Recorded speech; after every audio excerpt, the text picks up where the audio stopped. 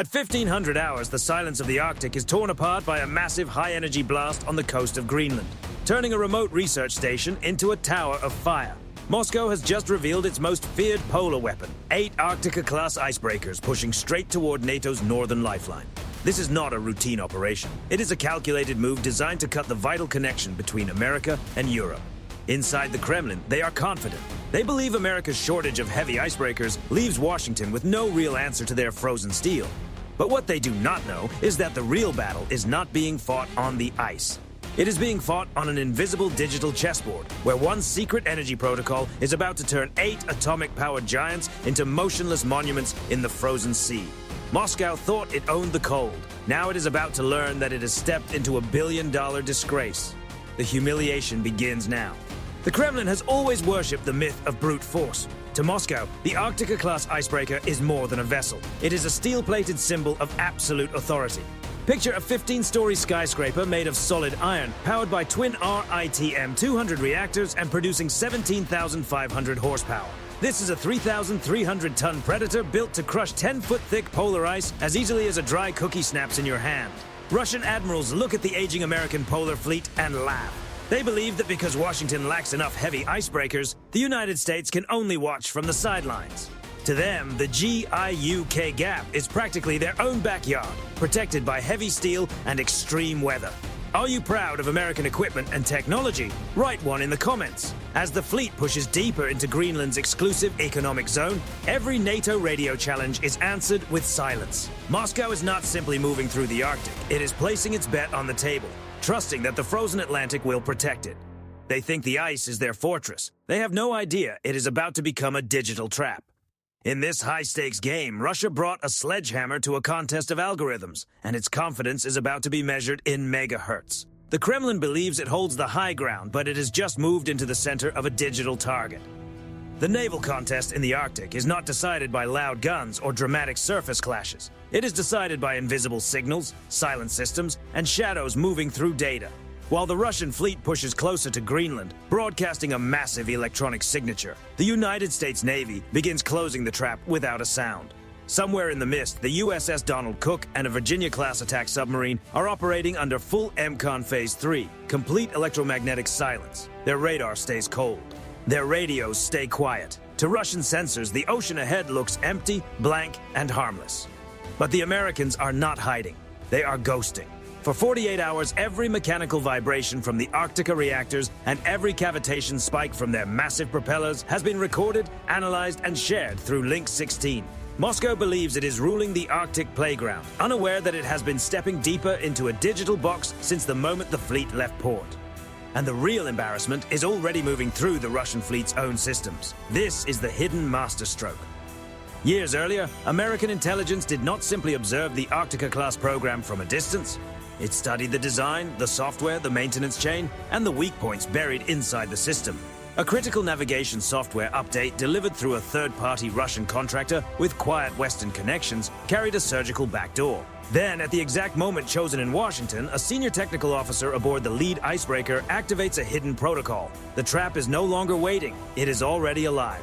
Suddenly, the P-8 Poseidon, circling at 3,000 feet, becomes the unseen puppet master above the Arctic. Russian GPS signals begin to drift, slowly pulling the fleet 15 nautical miles away from where the crews believe they are.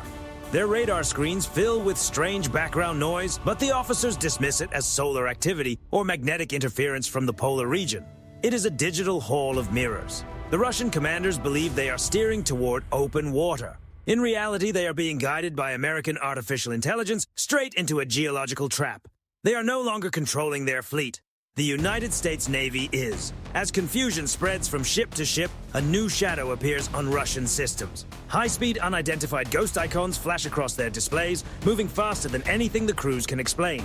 These are XQ-58 Valkyrie artificial intelligence drones, nearly invisible to Russian radar, weaving a net of electronic interference around the entire fleet.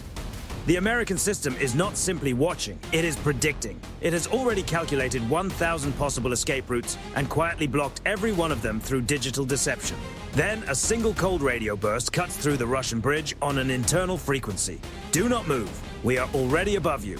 Then everything stops. The Russian fleet makes one last aggressive maneuver, and the Frostbite Protocol activates. This is not a traditional strike. It is a precision structural shutdown carried out by a high-frequency directed energy array from Thule base.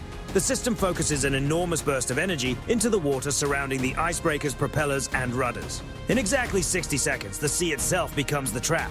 The water structure shifts, hardening into an ultra-dense frozen barrier that locks the 3,300-ton giants in place. In the space of a single minute, the most powerful nuclear icebreakers in the world become frozen monuments. Moscow's steel fist is reduced to a priceless block of trapped metal caught inside a cage of its own making. But the Kremlin is not finished.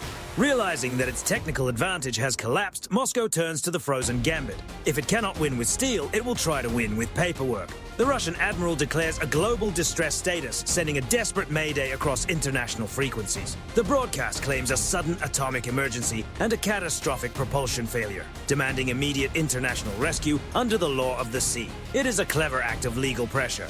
By declaring distress, Moscow attempts to transform the GIUK gap into a protected emergency zone, forcing the United States Navy to pull back or face accusations of creating an environmental disaster. Russian state media explodes with high-definition footage of sailors standing on frozen decks, painting America as the digital aggressor behind a potential global crisis. Washington's response is ice cold. A single dry statement is released. The Russian fleet appears to have encountered extreme weather.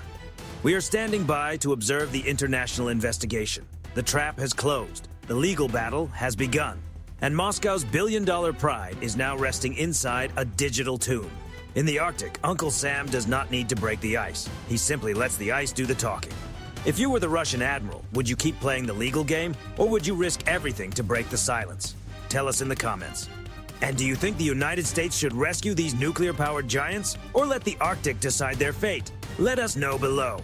While the Kremlin grinds its teeth over the frozen hulls of its icebreakers, a darker reality is unfolding 500 feet below the surface. This is the deep water checkmate. It is the twist Moscow's strategic planners never expected. Those 8 Arctica giants were not only clearing a route for trade, they were acting as motherships for Russia's ultimate undersea threat, the Poseidon II M39 nuclear torpedo.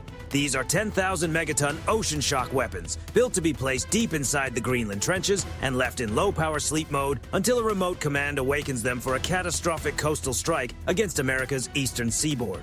Moscow believed the acoustic chaos of the Arctic storm combined with the heavy steel signature of the Arctica fleet created the perfect cover.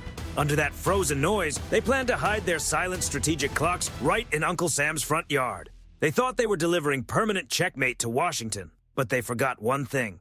There was already a Trojan asset standing inside their own command deck. As the Frostbite Protocol locked the Icebreaker's propellers inside the frozen sea, the hidden digital backdoor triggered a second, far more devastating command. The deployment bay doors sealed themselves from the inside. At the same moment, the XQ-58 Valkyrie artificial intelligence drones circling above were not only disrupting Russian radar, they were taking control of the battlefield's digital nervous system. Using a focused high-gain burst, the American artificial intelligence entered the torpedo's guidance architecture while they were still secured inside the Russian hulls. Before Moscow could understand what was happening, the command pathways were rewritten.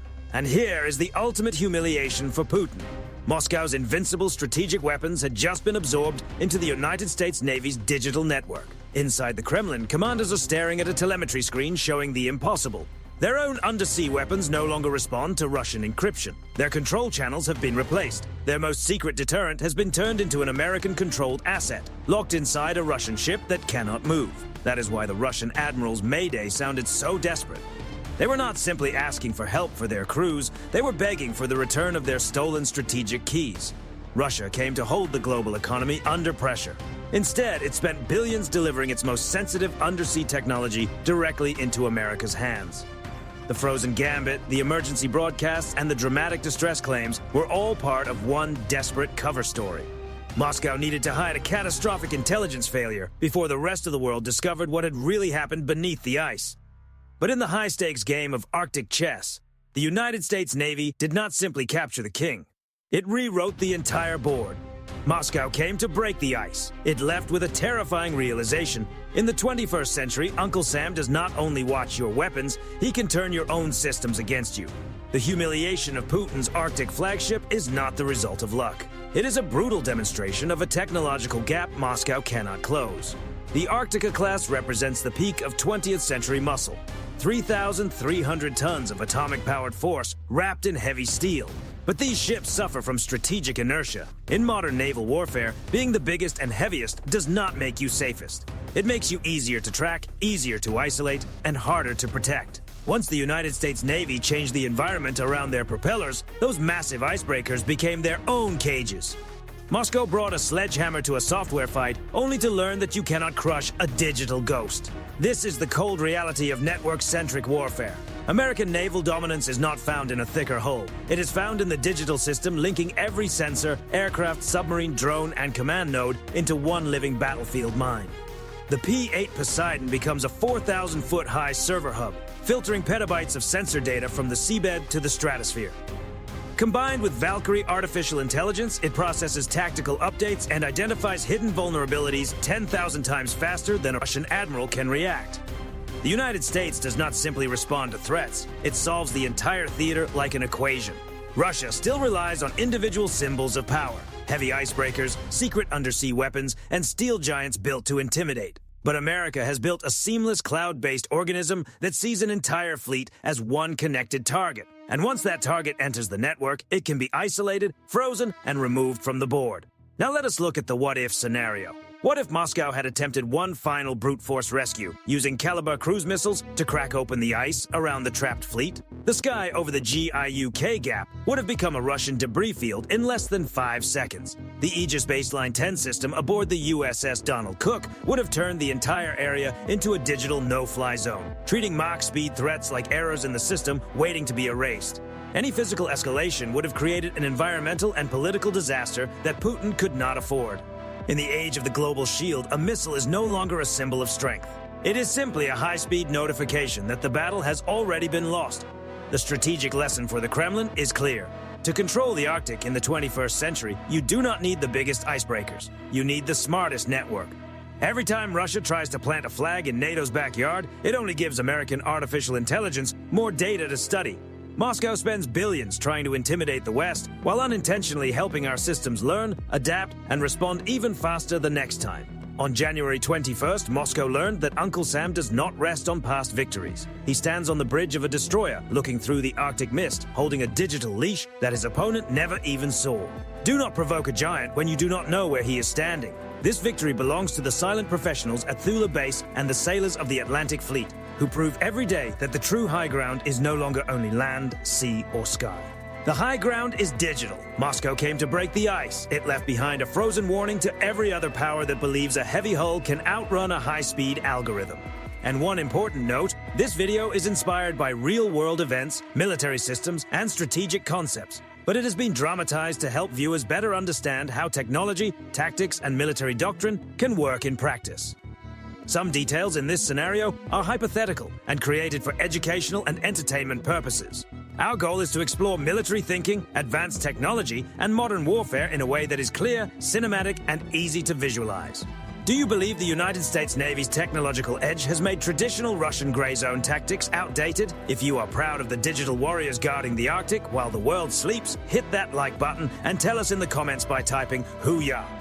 Your support helps us continue bringing you these high-stakes briefings. Do not forget to subscribe to Navy Vector and turn on notifications so you never miss a mission. The board is set, the eyes are watching, and we will see you on the next deck. Thank you for watching. Go Navy!